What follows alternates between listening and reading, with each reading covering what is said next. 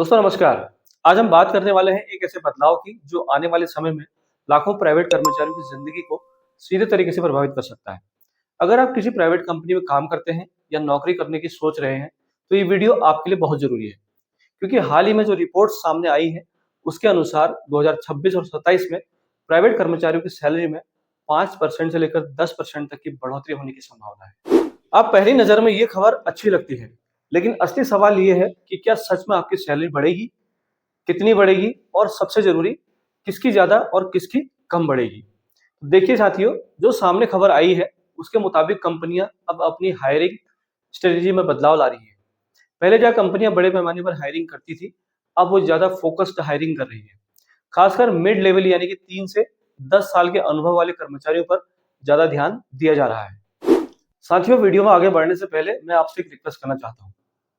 जैसे कि आप सब लोग जानते हैं, मैं इन्फॉर्मेटिव तरीके की वीडियो बनाता हूँ, यानी कि जो हमारे जीवन से सरोकार रखती है, ऐसी जानकारी आपके बीच में जुटा के लाता हूँ। और मैं पूरा ध्यान रखता हूँ कि जानकारी एकदम सटीक हो, जानकारी की ऑथेंटिसिटी बनी रहे, जानकारी का हम सोर्स भी चेक करते हैं कि वो जानकारी एकदम सही होनी चाहिए जो हम आप तक डिलीवर करते हैं। तो ये पता हमें कैसे चलेगा? जब आप वीडियो को लाइक करेंगे, वीडियो में कमेंट करेंगे, जो चीज़ आपको अच्छी लगती है तो उसके बारे में भी कमेंट में लिखें, और जो चीज़ वीडियो में आपको खराब लगती है उसके बारे में भी हमें बताएं, ताकि हम उसमें सुधार कर सकें। तो अगली बार से जब भी आप वीडियो हमारा देखें तो एक लाइक जरूर कर दें, और आपको वीडियो अगर अच्छा लगा तो आप अपने दोस्तों से, अपने परिवार के साथ उस वीडियो को शेयर भी कर सकते हैं। तो हमारे साथ बने रहने के लिए आपका बहुत बहुत धन्यवाद।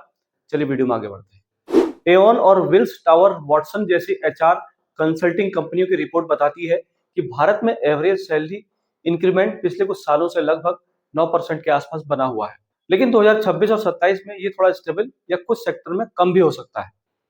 अब बात करते हैं उस हिस्से की जो इस खबर में सबसे ज्यादा इंटरेस्टिंग है, यानी किस लेवल के कर्मचारियों को सबसे ज्यादा फायदा मिलेगा।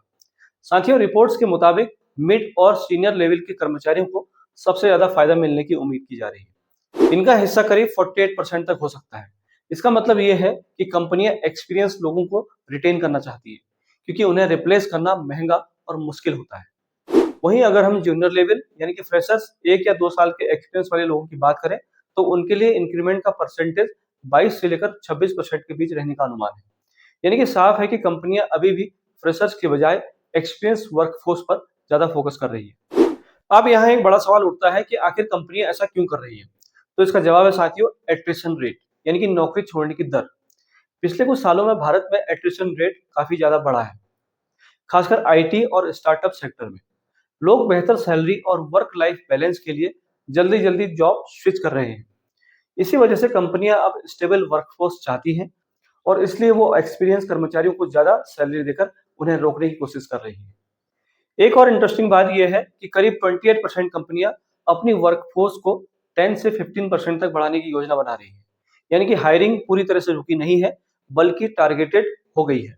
वहीं लगभग 43% कंपनियां हायरिंग को सीमित रखने वाली है। इसका मतलब यह है कि जॉब मार्केट में कंपटीशन अभी भी हाई रहने वाला है। अब अगर हम ब्रॉडर पिक्चर देखें तो ये पूरा बदलाव सिर्फ सैलरी तक ही सीमित नहीं है। ये एक्चुअली एक बड़ा स्ट्रक्चरल चेंज का हिस्सा है। नई labour laws, digital transformation, automation और एआई के बढ़ते यूज ने कंपनीज को स्मार्टर हायरिंग और सैलरी प्लानिंग करने के लिए मजबूर कर दिया है।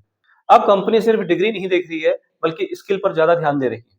अगर आपके पास राइट स्किल है तो आपकी सैलरी तेजी से बढ़ सकती है, वरना स्टेग्नेशन भी हो सकता है। अब बात करते हैं सेक्टर्स की कि कौन से सेक्टर में ज्यादा इंक्रीमेंट मिलने की संभावना है। वो सेक्टर है आईटी, बीएफएसआई यानी कि banking, finance services and insurance. Manufacturing और फार्मा सेक्टर में इंक्रीमेंट स्टेबल रहने की उम्मीद है। वहीं स्टार्टअप्स और ई कॉमर्स सेक्टर में इंक्रीमेंट थोड़ा फ्लक्चुएट कर सकता है। डेलाइट की एक रिपोर्ट के मुताबिक हायर डिमांड स्किल जैसे data analytics, AI, cyber securities और क्लाउड कंप्यूटिंग में काम करने वालों को एवरेज से ज्यादा इंक्रीमेंट मिलने की संभावना है। अब सवाल यह है कि एक आम एम्प्लॉइज को इस पूरी सिचुएशन में क्या करना चाहिए।